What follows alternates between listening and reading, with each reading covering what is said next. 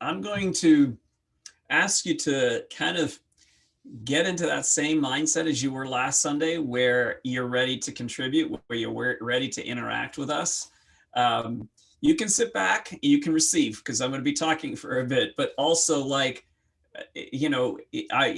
to participate, wanting to engage. If you do, please go ahead and put stuff in the chat. I think it's the really, really wonderful experience when we do this together and start to kind of share our feelings, our thoughts, our experiences. There's so much learning that takes place in that.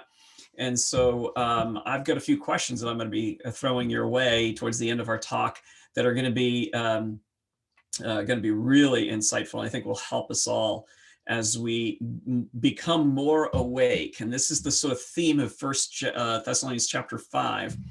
And so that's the title of today's talk, is just simply awake. And some of us this morning are trying to become physically awake, as we are maybe a little on the sleepy side. Sunday mornings, particularly when it's getting colder and colder. It's crazy. Some of you, different parts here, Ohio, elsewhere, where you might have gotten even more cold than we did. So yeah, okay, I'm seeing some head nodding. Yeah, so we have nothing to complain about because we're in the plus column, right? Plus like 30 degrees. And some of you are down in the zeros or below.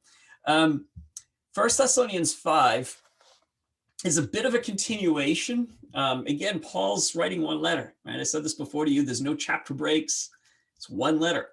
And so this is a bit of continuation from last week, what we talked about, but developing it a little bit further. Let's begin 1 Thessalonians 5, and we're going to read through, let me go back to 1 Thessalonians 5. I'm in another part of the Bible here. Chapter 5.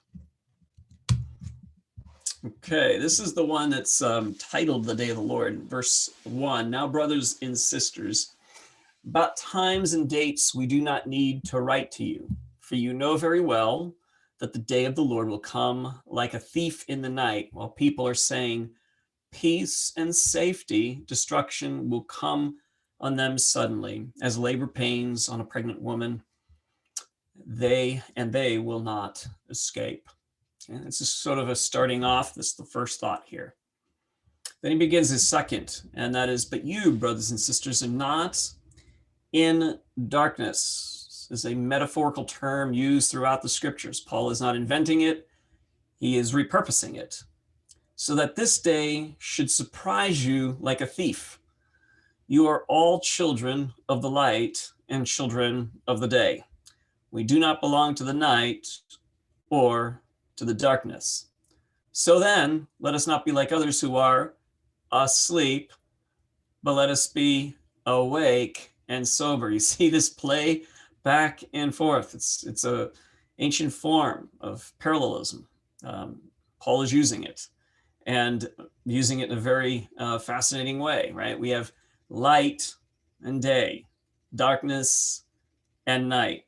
Sound familiar? Genesis chapter 1, maybe.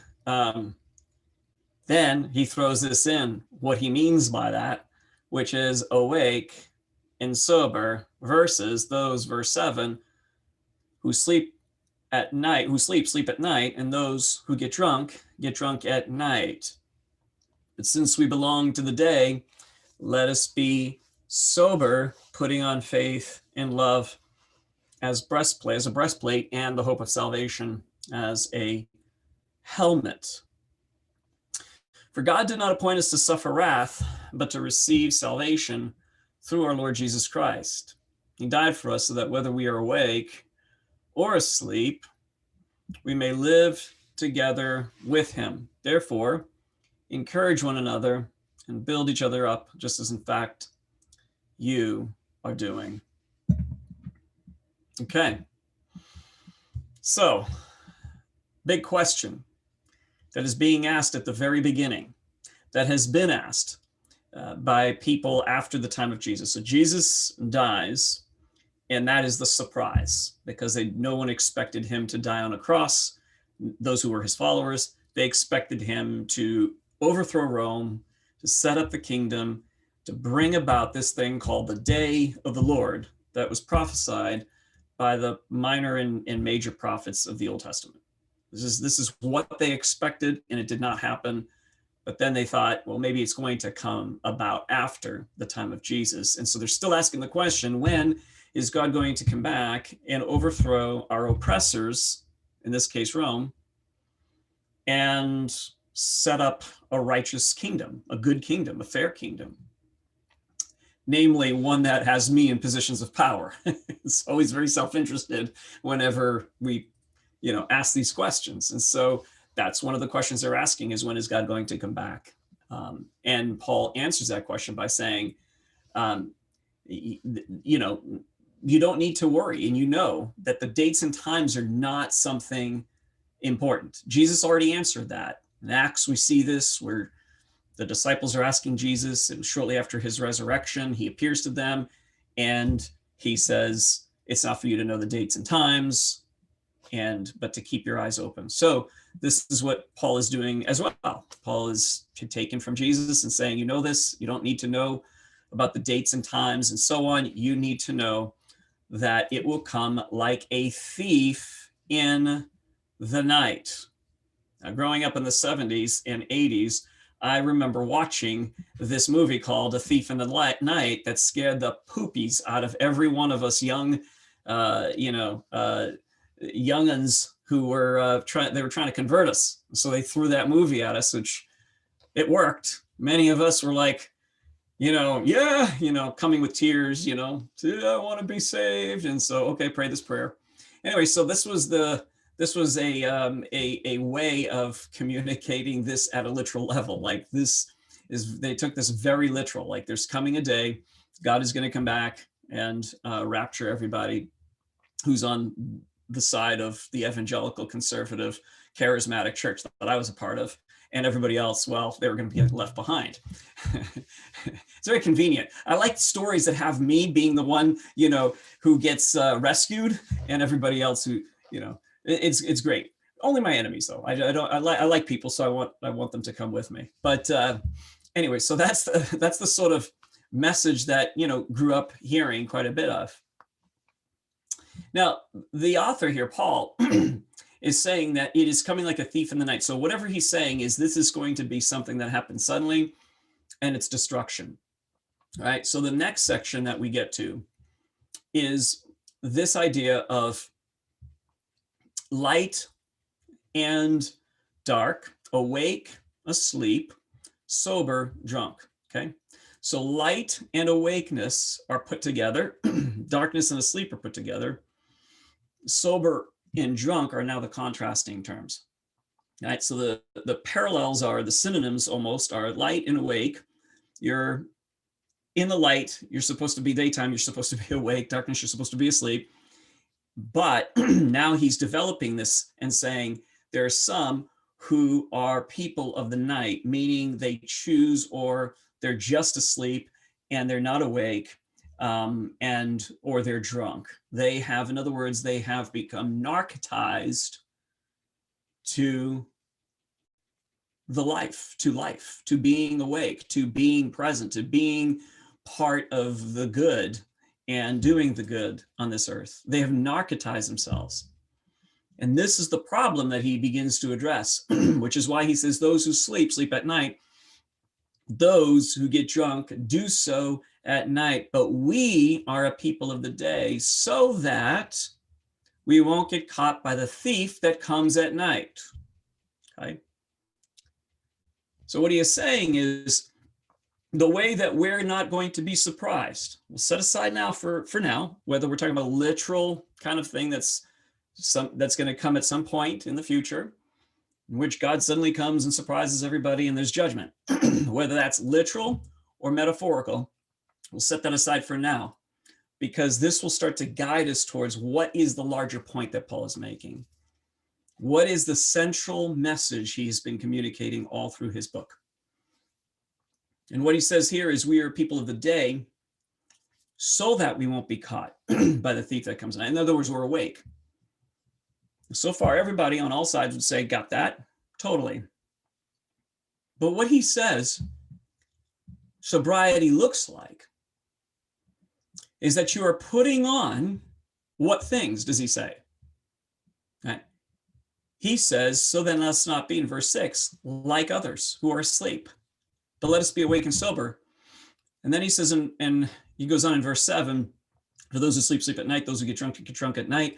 But we are people who belong to the day. Let us be sober. Putting on, this is how you be sober. Right? He's answering that question. Well, how do you be sober? How are you awake? So that you're not deceived, so that you're not fooled, so you're not part of these people that are going to be destroyed. He says, by putting on faith, hope, and love. Now, isn't that curious? That the solution to being awake is not anticipating the conspiracies that are all around us, supposedly. There's no indication in Paul's letter here that he's saying, be aware that there are people trying to get you. There are people trying to take away your freedoms. There are people trying to, secretly manipulate and control you, and none of that. Not a hint of that. Right? If he did, he'd actually be going against Scripture, because Isaiah 8 makes it very, very distinctly clear. And Isaiah's been making it clear all along. Isaiah 8, he says in verse 12, do not call conspiracy what everyone else calls conspiracy, and do not fear what everyone else is fearing. Instead, fear the Lord your God and do the right thing. He's saying, stop it with these conspiracies, live the right way. Right? So Paul has taken his theology as a good Jewish man. He's taken his theology from the Old Testament, from the Scriptures, and recognizing, like, look, this is not about the external threatening you. That's always going to be there. There's always going to be Roman government. There's always going to be oppressors. There's always going to be these powers. But the way that you stay awake is through these three things: faith, hope, and love. Right? Those are his three words. We've said this before. He keeps coming back to faith, hope, and love. Faith, hope, and love. Right? And these are sort of a three-centered kind of thing: head, heart, and body. When he says faith, put on this as a breastplate: faith and love. Faith is in how are you living? How are you living in a way that is fearful? Are you living in a way that you are narcotizing, you are escaping, you are avoiding your own path, your own journey that God has called you to? Are you living this way? And if you are, then put on faith and begin to live in a way that you're saying, I'm leaning into this. Right? I'm leaning into this faith, into this trust, into this belief that there is something good to work for, that there is ultimate goodness, and goodness always wins, as I said last week. In love, right? Breastplate of faith and love. My physical actions, and then my heart is connected to it. I'm moving from a place of love, not a place of fear, but love. When you move from a place of fear, you move into conspiracy, and then you start doing what Isaiah said don't do. You move in a place of love. It is, I believe, and I don't care. You may fool me, you may take advantage of me, but I choose to love you. Jesus didn't protect himself from being crucified. Notice that. He wasn't going, oh, I'm watching the conspiracies and you're going to get me. No, he's living in a place of love, awake, knowing what's coming, but in love for people. And that is what covers the breastplate, the chest area. And then he moves to hope, a disposition of the mind. I choose to believe the best about this world. I choose to believe that there is goodness here. So I choose to act as faith. I choose to, in my heart, love, and I choose to hope, continue to aim the direction of my mind towards those things. And when I lose hope, it may be because there's a lot of stuff that's coming in here that's not good. And I need to start turning my attention back to things that are good. Right. So, faith, hope, and love.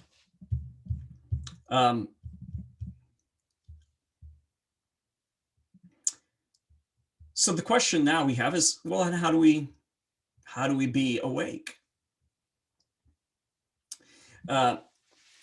Again, some might say, and I have to bring this up because this unfortunately pulls this up for those who've been raised in this world that I was raised in. Immediately we think in terms of being aware of the signs of something like, the mark of the beast, a one world government trying to take over, right? So things like, there's been stuff that's been thrown out there, like there's some kind of tracking device that's being put in the new vaccine. Right? The government's always trying to take our freedom. During my upbringing, it began with the SKU codes. How many remember, if you remember that, right? So look at this, there's nothing new, absolutely nothing new. This began with a SKU code. So for those of you who are like, oh no, now I know, I'm awake to this thing that's happening with the vaccine. Listen, I've been in faith for a long time. It was the SKU codes when I was growing up. And then it was the credit cards. So my family took that literally. We actually shopped in places where there weren't SKU codes yet, until SKU codes became ubiquitous, and then we couldn't do anything about it. And then we gave up on that theory and then waited for a new one to come around. And they did, and they kept coming around. Now, I know I'm making it sound silly, but the thing is that, again, these things are distractions from true faith and from the journey that God has called us on. That's what they are. And they're within the church. And that's what makes it really insidious and dangerous, because it gives us a sense that we're on the right path, but it keeps us from actually walking that path. See, whatever the path involves, it involves you and me picking up our cross and following Jesus. It means us having to say, this is going to hurt, but this is also the way to life. And this is the way to love. And this is the way to actually living my life in the fullest way I could possibly live it. So I want to live in a place of love, so that even if I get taken advantage of, at least I'm living in truth. So this is the passage so this is what Paul effectively is saying, is there are things that are easy for us to become distracted by. Let me paint a picture that maybe brings the heart more into this as well. Imagine for a moment with me, there's a team who decide back in let's call it the 70s, just prior to SKU numbers being all over the place. They start using SKU numbers. This team decides, let's start doing this. They realize how much better it will be for tracking inventory and will have significant positive impact on the company and on maybe other companies. And on this team, there's a person of faith who's inspired from the stories of Jesus and wants to make things better in this world through her God-given gifts. She feels really good going to church on Sundays, except for this Sunday, when the pastor says that SKU numbers are part of a larger conspiracy of the Antichrist. First, she thinks to herself that she came at this with a heart of joy and love for and from God to make the world a better place. And now she's confused. Am I fooled? Am I deceived? Imagine the scientist who's working on the COVID vaccine, who's a person of faith. He comes up with a significant contribution to the discovery of the vaccine. And now when he sees the light at the end of this tunnel, this proverbial tunnel, one night he comes home with tears of joy as he shares with great joy with his family. He goes to church on Sunday, eager to offer gratitude to God with his family of faith. The pastor says something about how the vaccine is not to be trusted, that this is something more of a left-wing conspiracy attempt to regain and extend its power. And he comes home completely let down and confused. My brothers and sisters, this is what is causing division within the Church of Jesus Christ, because this happens all the time.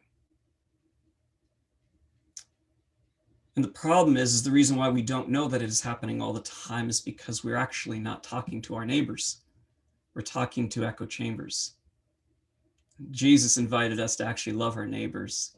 And he described our neighbors as people that are not like us. The people that we see as the other side, the people that are on the outside, but these are our neighbors. And as we talk to them, we change, not just they change, we change.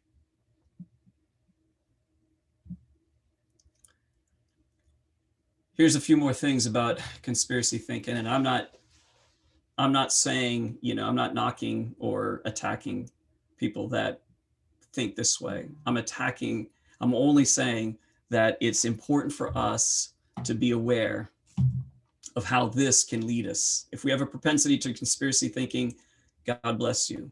Nothing wrong with you. Just be aware that this can take you down a path that ends you up somewhere you don't want to be.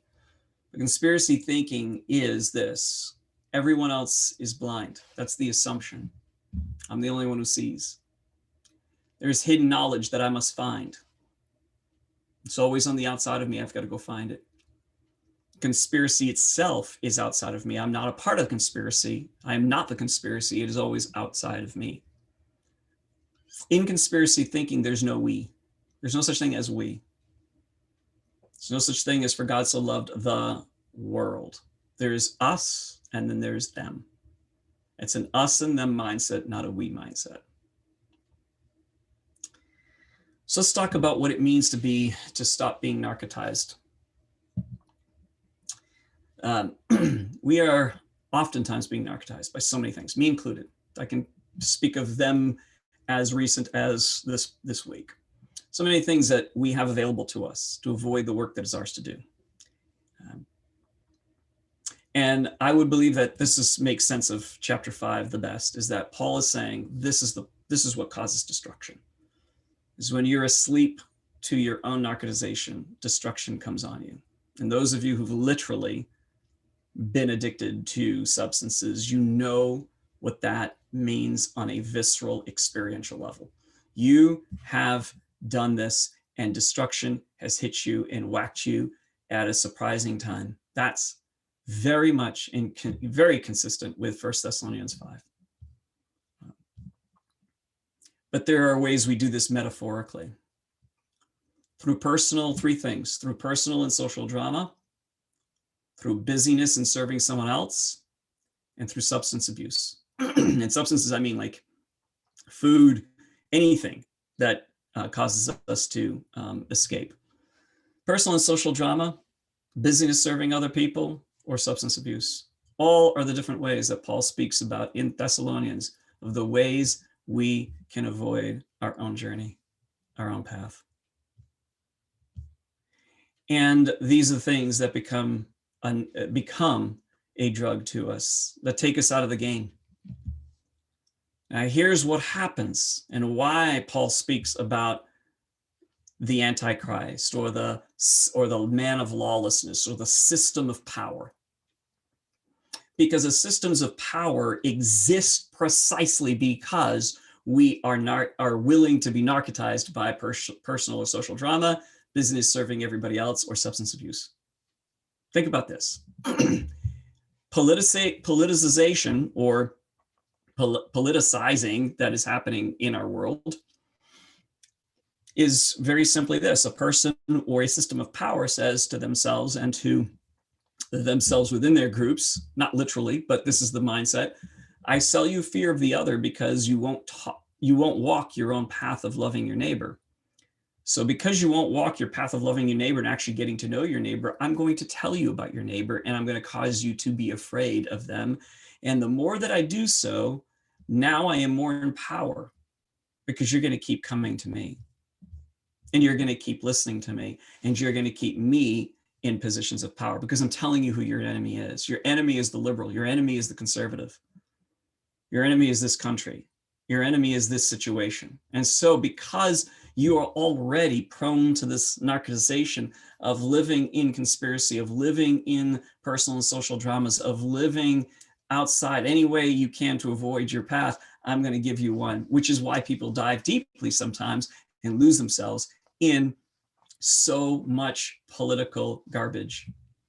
Why do you think you sit there and watch TV? Why do I find myself sometimes binging on some stupid thing going on, that I caught on Facebook or, Instagram? Why?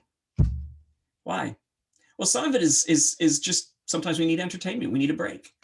But then we cross that line and it gets into the sort of like binging and sort of escaping. And pretty soon we're falling headlong into something that we're being sold.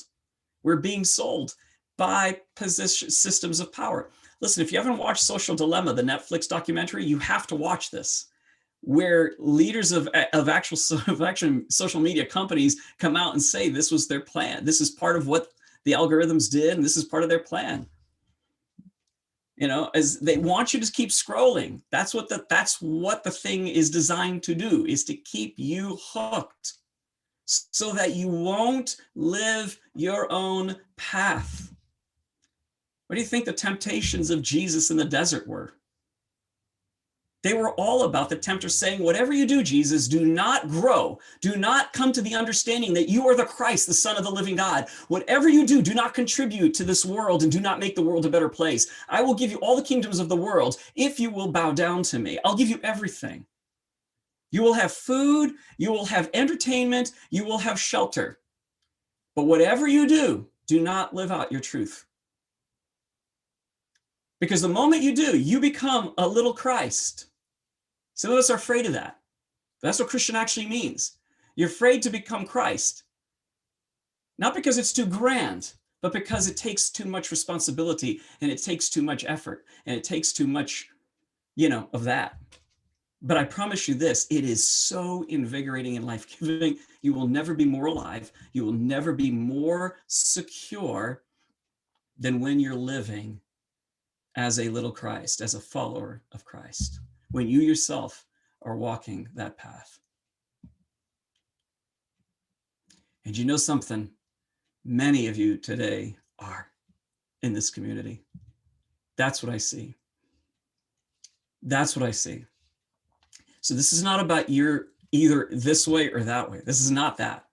We are all prone and all tempted and all fall short of this on a day-to-day basis. This is not about you shouldn't be you shouldn't be knocking yourself out, you shouldn't be doing this, you shouldn't be distracted. That's not the message.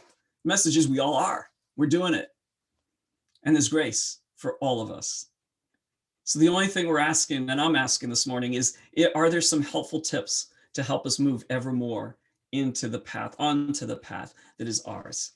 A way to actually live that causes us to grow more and actually find out and contribute what ours is to contribute in this world, right?